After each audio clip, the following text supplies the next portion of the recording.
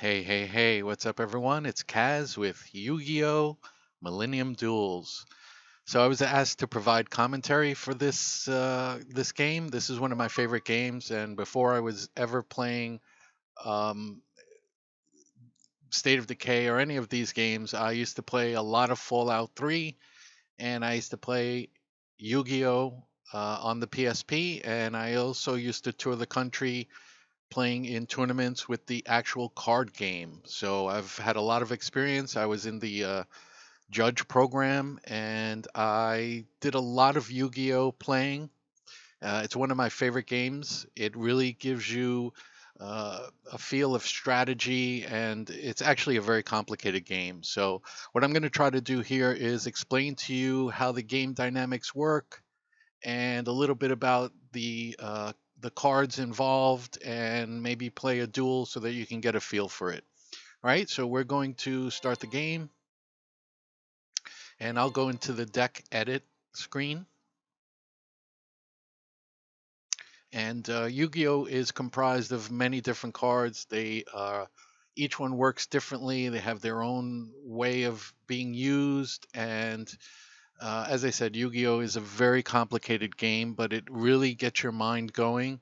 And actually, the computer game helps a lot because it tells you when you can activate cards, and it gives you a lot of guidance on the things that you can actually do within the game. So, what we're going to do is look at my deck. So, we're going to take a look at my deck, and um, you're going to have monster cards. And the idea is to make your opponent's health level go down to zero. So you're going to do this in different ways, and as I start explaining the game, you'll understand a little bit better, I hope.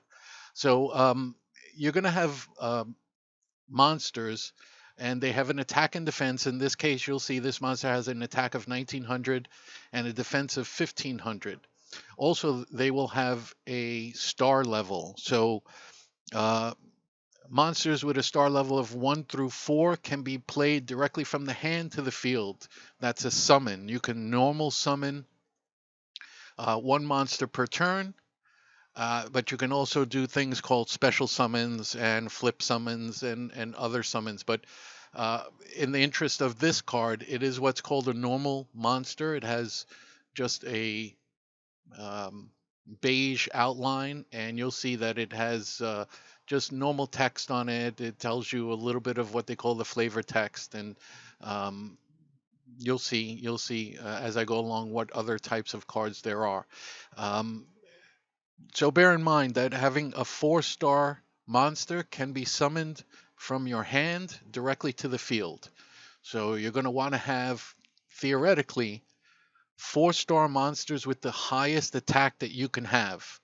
So in this case, I have a 4-star monster with uh, currently 1900 is the highest that I know of that you can have 4 stars. So this deck is what I call a Beatstick deck, and that really just means that I'm going to try to bring out as many 4-star 1900 monsters as possible. So that's to overwhelm my opponent with high attack values. So as you'll see here, that is one normal monster, and I have another Gemini Elf, which is a normal monster. It's also 4 stars with 1900. You'll see that these monsters have a different type of coloring. It's more of an orangey, beige coloring, and these are what's called effect monsters. An effect monster uh, has the same sort of rules as far as your summoning, but they also have text which allows you to do additional things. That's why it's called an effect monster. So some of them affect the game in different ways. This one is a 8-star, and just an idea of the star system in Yu-Gi-Oh. If you have a 1 through 4-star monster, you can, as I said before, summon it directly to the field. So you can use your one normal summon to bring that to the field. If you have a 5 or a 6-star monster, you have to have a monster on the field and then summon, tribute it to summon that monster. So it's called a tribute summon, and that means that you take an existing monster off of the field and replace it with a monster with 5 or 6 stars. Anything above 6 stars requires 2 tributes. So the tribute is that you'll have monsters on the field, and then you will tribute them to your graveyard, which is where a lot of the cards go. And I'll explain that once we get into the dynamics of the gameplay. So you can bring out a larger monster, usually with a larger attack, and hopefully with some sort of effect that somehow affects the game. So this one is an 8-star, which would require 2 tribute summons. But if you look at the actual text on it, it says you can normal summon and set this card without attributing. But if I do that, the original attack becomes 19. So in effect, I have a high level monster that I can summon for 1900. It also has some other things on the text that gives it its effect. In this one, if I tribute 3 monsters, I can destroy all the cards that your opponent controls. And this is important because another part of Yu-Gi-Oh! Is the dynamic of card control. You want to have card advantage and card control. All right, so that is an effect monster, and you'll see I have another effect monster, 4-star 1900. I try to have everything 1900 so that I can overwhelm my opponent with high attack monsters. You'll see here's a 6-star monster, and it also says that I can tribute it. I can summon it without tributing.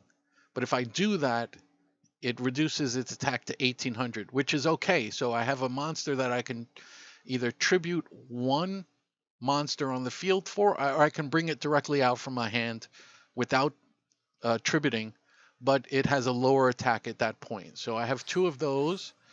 And then I have another 4-star monster that's 1900. I won't get into the effect of this one, but it has an effect, and the effect is it can change gameplay if you use it correctly. So more effect monsters. This one says that I contribute this card on the field and destroy a monster. So you're always looking for card advantage. You're always looking for a way to control the game. If you can destroy other things on your opponent's field, that gives you card advantage. So you always try to have the most cards on the field with the most options that you can and the most cards in your hand, and that is what they call card advantage or control. You'll see we have another 1900 monster here, 4 stars. So I'm going to try to bring out as many 4-star 1900 monsters as possible. Here you have a level 3 monster, but it has a very unique effect, and the effect is that it can't be destroyed by battle. So it's what I call a stalling card. It will allow me to maintain field presence and field control and stop my life points from being decreased. And once we get into the game, I'll explain the entire attack and defense dynamic. So still more effect monsters. Mostly you're going to have effect monsters because the added benefit of an effect monster is what it actually does. So you're going to want to have effect monsters that have a high attack. In this case, it's a 4-star 1800, but it also has a unique ability. In this one, if I summon it normally, then I can look at a card that my opponent has, and he also cannot activate any spells or traps in response. So it kind of negates a move on the part of my opponent, and you're going to want to do that because field advantage and card control and you having more options than your opponent will lead to a big victory. What we have here is a flip monster. This is a different type of effect monster. You'll see it's a level 3. It has very small attack and defense, but it's not used for that. What it's used for is if it flips on the field, and a flip can occur either by manually flipping it from defense to attack position, which I'll explain at a certain point. It will destroy a monster. So once again, you're trying to eliminate the options on your opponent's field by using card effects and attack maneuvers and all of that good stuff. So it also has a secondary effect, which I won't get into because I don't use it that much. Here's another effect monster. It's a 4-star monster with 1800. Remember, I said you want to try to have the highest attacks. Well, this one has 1800. It's not 1900, but it has a unique effect. And what it does is, if you attack a monster that's in defense position, if it's face up and you can see it, it will just destroy that monster without any um, calculations of damage. And I'll also explain that as we go along. And more effect monsters. This one will allow me to, excuse me, to target a spell or trap in the opponent's zone and make sure that they cannot activate it. So it's another one of those card control, field advantage, card advantage types of cards. This one is actually really important to my strategy. Okay, and then you'll have this one here, which has an effect that when it's summoned, you can put a counter on it and it gains 300 attack. So essentially, it's a 1600 monster that becomes a 1900 monster. Also, you have this monster, which you'll see is a level 3, doesn't really have high stats, but it has two unique effects. One, it cannot be destroyed by battle. So once again, it will give me field advantage and card advantage and monster advantage. And also, if I attack with it and I do damage, the opponent has to discard a card at random from their hand, and that's important because that once again gives us card advantage and control. The least amount of options that my opponent has, the easier it is going to be for me to defeat that opponent. Now we'll get into the green cards. Green cards are spell cards. Spell cards can be played directly from your hand to the field on your turn. So these are like cards that immediately take effect and affect the gameplay and the game dynamic. So this one is an equip card, and an equip spell card means that you connect it, equip it to a monster, and then that monster gets the effects of the card. And this one, it gives my monster 500 attack points. But also, if it goes from the field to the graveyard, you can inflict 500 damage to your opponent. So not only does it give me a boost to one of my monsters, but if my opponent destroys it, they take 500 damage. So once again, it gives me field presence, and then once it goes, it will give me um, um, attack presence. Let's say it will attack the life points. Now you'll see this card has a number 1 on it, which means it's a limited card. You can only have 1 in your deck because it's actually very powerful. This card is what we call a quick play card. And a quick play card is, you can play it like a spell card, which means you can play it directly from your hand on your turn, even if at certain points. So I'll explain it more when I start to play, and you'll see how it works. Or you can set it as a trap. And the trap, I will explain the dynamics of a trap once we get to that. So it's more; these are more spell cards. The spell card allows me to get a specific card from my deck, and in 2 turns have that card in my hand. This is important because sometimes you are just drawing cards, which means you're getting cards at random.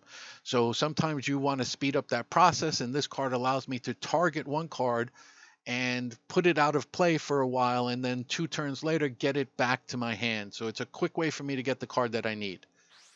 This also is a limited card, and it does exactly the same thing. I take 1 card from my deck, I put it outside of play, and then 2 turns later it comes back into my hand, and I can immediately start to use it. So here's more spell cards. These spell cards allow me to have field control, because if I discard 1 card from my hand, I can destroy all the monsters that are face up on my opponent's field. And this is important because sometimes if my opponent is overwhelming me, I want to get rid of his monsters as quickly as possible. So I have 3 of them because they're very important cards. Here's a card that allows you to draw. The dynamic of Yu-Gi-Oh is the most important thing on Yu-Gi-Oh is drawing. So every turn you get to draw 1 card. That's a kind of a slow process, and anything that allows you to draw multiple cards will give you more card advantage and allow you to be in a better position with more options to win the game. If you have 5 cards in your hand and your opponent has one, then obviously you have 5 options as opposed to their one option that they can take. So you're always going to try to establish field control, monster control, card control, and things that allow you to draw will allow you to get more options. In this case, this card allows me to take any cards that I have in my hand, put them into back into my deck, and then draw the same amount of cards. So if I have 3 cards in my hands and they're not doing anything, then when I get this card, I can put all 3 back into the deck and draw 3 fresh cards, which is enormous. That's a really uh, good dynamic, and it will allow you to get the options that you need to win. This one is also what we call a draw card. Each player draws 1 card, and then the drawback to drawing a card. There's always a drawback when you draw 1 card. Just simply drawing 1 card is not something that you'll get a lot in Yu-Gi-Oh. Although there are cards that simply say draw 1 card, but there's reasons why. There's always some sort of drawback. In this case, this card allows both players to draw 1 card. So that could have its disadvantages because also your opponent draws a card, and then neither player takes damage until the opponent's next turn. So that means I will draw a card at the drawback of not being able to attack the life points of my opponent. Another spell card which comes directly from your hand. You can play right to the field on your turn, and this one destroys a face-up monster that my opponent controls that has the highest defense. That means that if I have something on the field that is annoying me, I can play this card and destroy their monster. So that will allow me to have monster and field advantage. I have 2 of those because they're really important. You can play them and get rid of the opponent's monsters. Swords of Revealing Light is from the anime. If anyone was a Yu-Gi-Oh person, this stops your opponent from attacking for 3 turns. It also flips any face-down monsters up, revealing what they are. So Swords of Revealing Light. Then you have Twister, which is a quick play card, which will allow you to play it either from your hand or put it on the field and play it as a trap. And I'll get into trap dynamics really shortly. This one has a drawback. It says pay 500 life points. So I will subtract 500 life points from my life pool, from my health points, and I will destroy a face-up spell or trap card. This is used primarily when my opponent has something that's really being nagging and hurting me, maybe like Swords of Revealing Light, and I want to attack, so I will play this, destroy their cards of Revealing Light or whatever it might be, and be able to attack their life points. Now we'll get into traps.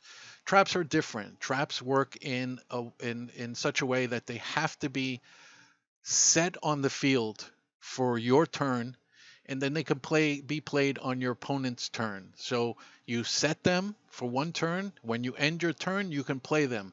But some of them have specific timings that you have to do. Like, for example, this one says, when your opponent summons a monster with 15 or more attack, destroy the monster and send it out of play. So the timing on this is I have to set it, end my turn, and then my opponent needs to summon, and the summoning has to have specifics. In this case, 1500 or more attack, in which case I can activate this card and use its effect.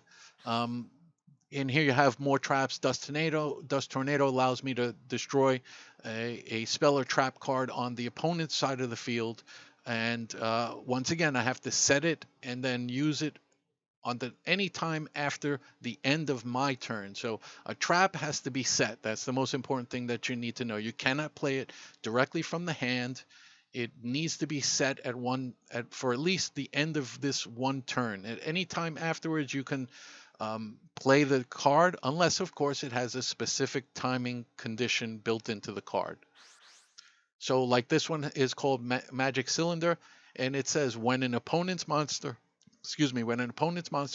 declares an attack. So essentially you have to wait until you're being attacked, you set it on the field, you end your turn, and if you get attacked the next turn, you can activate this card and it does something. In this case, it will whatever life points or whatever hit points you were going to take, it reflects it back onto your opponent. So it's a very handy card, and it's really good. Here's one of the best cards in the game. It's called Mirror Force, and basically what it does is it allows you to reverse field advantage. So, for example, if I just have Mirror Force and my opponent has 4 monsters and they're all ready to attack, when I flip this, all 4 of their cards get destroyed, and I've taken advantage. So I will then probably have field advantage, or at least not be at a disadvantage. Another trap card is called Negate Attack, and this one will allow me to stop their attack and to end their battle phase. I'll get into the phases of cards and the Yu-Gi-Oh gameplay probably in the next episode. This is just going to be a description of my Beatstick deck. Again, Sakuretsu armor will allow me to destroy the attacking monster when the opponent declares an attack. So I'll set it in my turn, and then if they attack me, I can destroy their monster. This will give me, once again, field advantage. And finally, I have Torrential Tribute, which will allow me to destroy a monster when a monster is summoned. And that means either one. Either I can use it myself, or I can use it when my opponent activates a card, and in this way you can get back field advantage sometimes. Sometimes if there's a monster that activates when it goes to the graveyard, you can activate that effect. So that's the dynamic of my Beatstick deck. It is a high attack value 4-star monster deck, which means that I can play a lot of monsters from my hand to the field on the first turn that I get them. And it also has a lot of field control, some elements of drawing, but it definitely has a lot of things that will allow me to gain card advantage and field advantage and that sort of thing. So I hope you understood this little explanation of my Beatstick deck. It's really, when you first start Yu-Gi-Oh, they don't give you a lot of good cards. So you have to really have a strategy on how you're going to win. And I'm just starting this game, so I have not collected a lot of the cards. So this is usually how I start off. I get the highest level monsters that I can get with the highest attack, and then as I collect more and more cards, I put better themed cards in. And when I get more advanced, I'll have different types of cards that I can use, and they will kind of flow together. So in this one, it's just a mishmash of cards that I feel is the best, which complements what my theme is, which is to overwhelm the opponent. So next episode, you'll see that I'm going to show you how the elements of gameplay come together, and I'll show you how we take on an opponent and the multi-phases of the game that allows you to get a better understanding of how all of this comes together. So I hope this helped, and I hope if there's any Yu-Gi-Oh fans out there or someone who's learning how to play the game, then I hope that this gives you a basic idea of how to play the game. I will expand upon this in the next episode, so be sure to watch. That's it for me. This is Kaz signing off. Take care. Peace.